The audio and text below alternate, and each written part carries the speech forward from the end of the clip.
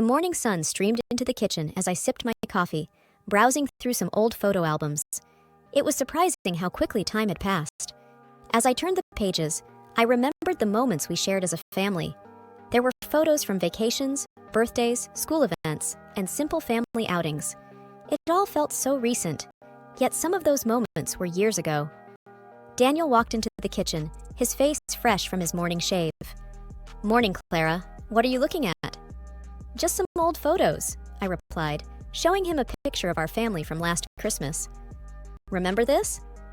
He chuckled. "Oh, the time when Alex tried to cook the turkey? That was something." Alex, our eldest, had a passion for cooking, but was still learning. That Christmas, he'd tried to surprise us by taking on the turkey dinner, but ended up charring it a bit. We had laughed it off, saying it was the thought that counted. Liam, hearing us from the living room, shouted, "Don't remind me. I was the one who had to order the last-minute pizza." Daniel and I laughed, recalling how our traditional Christmas dinner was replaced with pizza that year. The day moved along just like any other. Daniel left for work, while I prepared the boys' lunches and got them ready for school. Alex and Liam, despite their occasional sibling spats, were thick as thieves. They were both in high school, with Alex being 2 years older than Liam. Their bond was something I cherished. They were each other's confidants, and their laughter often echoed through the house. That evening, as we sat for dinner, I brought up Daniel's upcoming 55th birthday. "We should do something special," I mused. "Like what, Mom?" Liam asked, his face lighting up at the idea. "I was thinking of a quiet family dinner," I began, but Alex interrupted. "Come on, Mom. Dad's turning 55. We should throw him a big party." Daniel, trying to hide his excitement, said, "I'd prefer something quiet, but I won't mind a party." The days leading up to Daniel's party were hectic. There was so much to do. Invitations to send out, food to arrange, decorations to put up. The boys were a tremendous help. They'd come home from school and immediately get to work, helping in any way they could. Alex took charge of the guest list, ensuring that all of Daniel's closest friends were invited. Liam, being the more artistic one, had ideas for decorations that would make the night truly memorable. One afternoon, as I was on my way to pick up the cake, I received a call from Ella. "Hey, Clara," she began, her voice sweet. "I heard about Daniel's party. Can I come?" Ella was a distant relative, a cousin's daughter, I believe. She was much younger, in her early 20s, and had often visited us during her childhood. Of late, however, she had drifted away, caught up in her own life, I guessed. "Of course, Ella," I responded. "It's been ages. We'd love to have you." "Great," she replied. "I'll see you soon." The day of the party arrived. The house was buzzing with energy.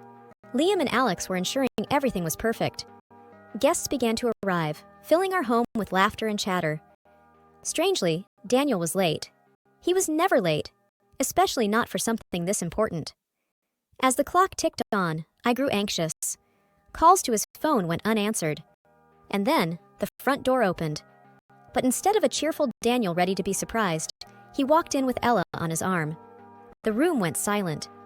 The jovial atmosphere vanished in an instant. My heart raced, and my palms felt clammy. Something was off.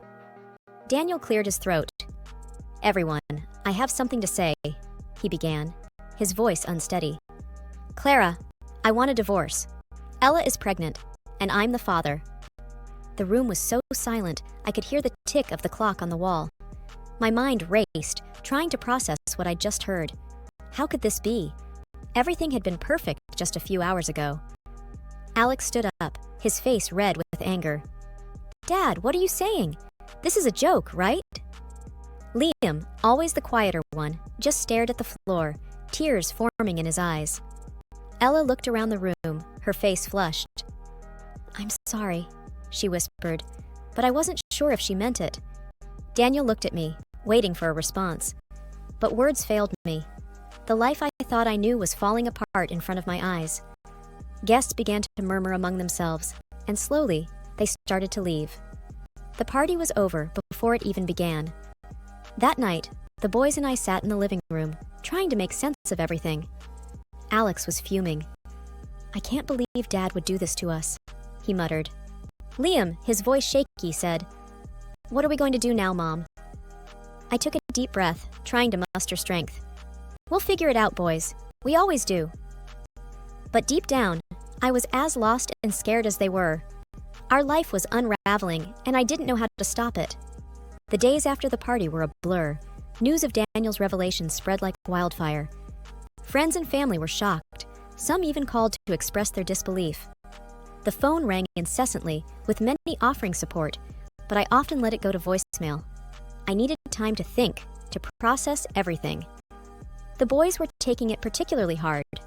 Alex, especially, was vocal about his feelings. "I can't believe Dad would do this to us," he'd often say, anger evident in his voice. Liam, on the other hand, was more reserved. He spent a lot of time in his room, often lost in thought.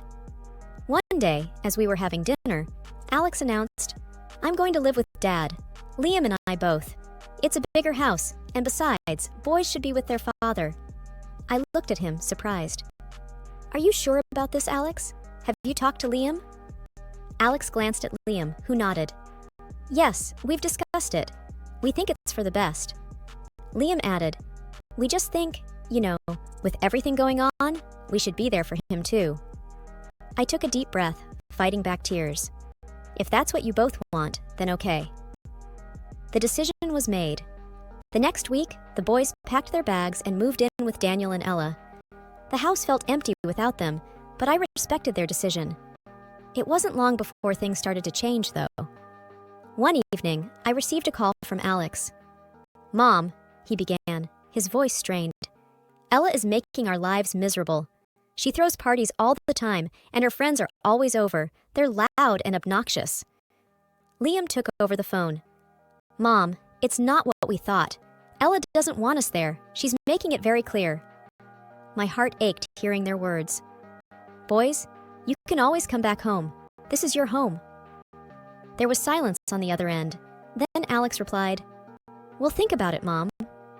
Days turned into weeks, and the tension grew. The boys were unhappy, and even Daniel started to see Ella's true colors. One evening, there was another knock on my door.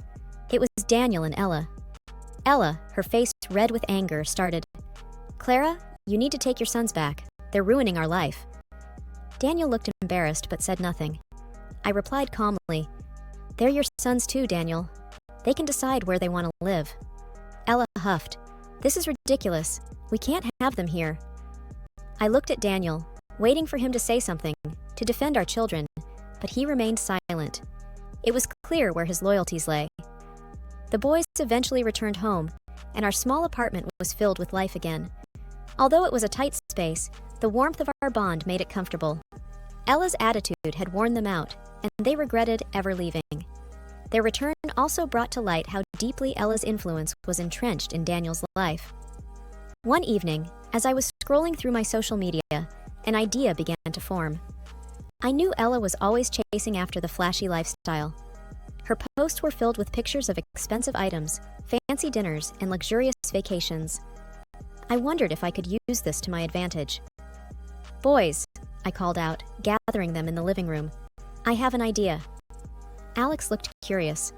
"What is it, Mom?" "I think it's time we take matters into our own hands. Ella's been having her fun, but it's time we expose her for who she really is." Liam raised an eyebrow. "How do you plan on doing that?"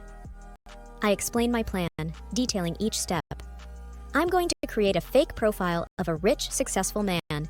If Ella is as shallow as I think she is, she'll take the bait." Alex smirked. "This could actually work, but what's the end goal?" I took a deep breath. "I want to show Daniel her true colors. I want him to see that she's using him, that she's not the angel he thinks she is." Liam looked hesitant. "It's risky, Mom. What if you get caught?" I nodded.